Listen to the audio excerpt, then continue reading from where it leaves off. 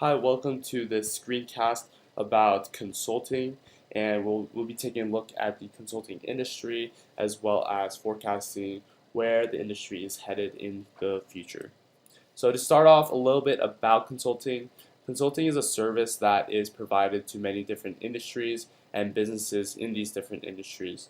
So, we'll take a look at the product segmentation later, but basically, consulting can be provided to businesses to improve management, to improve human resources, to improve IT, all sorts of different industries.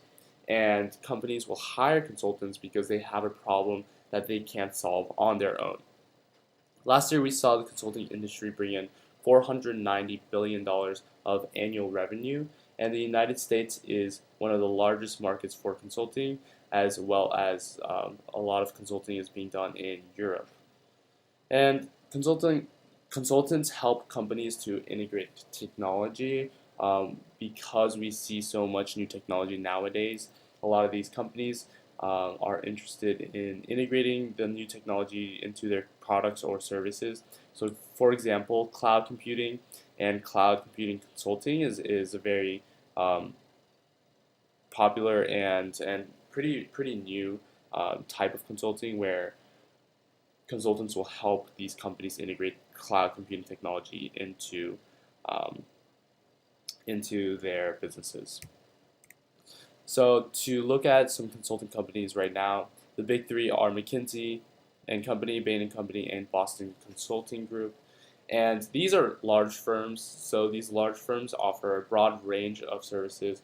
And basically, any issue that a business might have, they can go to these big consulting firms, and they'll have the resources to help you figure out a solution. That being said, there are a lot of small consulting firms, and that's because they specialize in very specific things. So, for example, if a business wants to integrate their products online in an online market, then they might hire a small firm that specializes in e-commerce and get them to help them do that transition.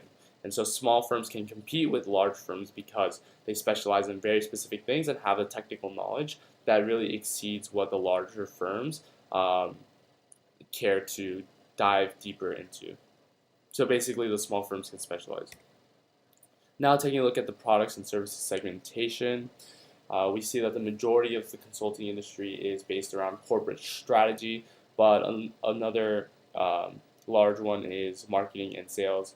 But again, anything from IT strategy, financial advisory to human resources advisory are still important industries that the consulting industry covers. Now, taking a look at the future of consulting, revenue is expected to grow at an annual compounded rate of 4% between now and 2022. And consulting revenue depends on economic growth. And because consulting is not one of those services, or it's not an integral part to a business, it's not directly contributing to bottom line of a business, and oftentimes it can be seen as an expendable cost. And so when the economy is down, the businesses find it harder to justify paying for consulting.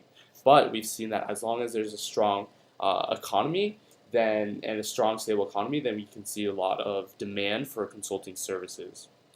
And another thing is that the consultants often leave a firm after 2 years, and so we see a lot of turnover in that space.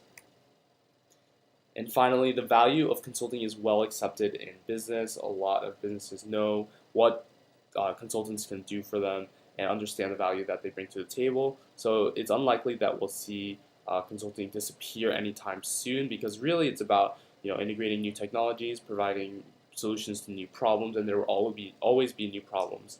And so we're not really going to see consulting go anywhere. And as I mentioned before, industry growth correlates with economic growth.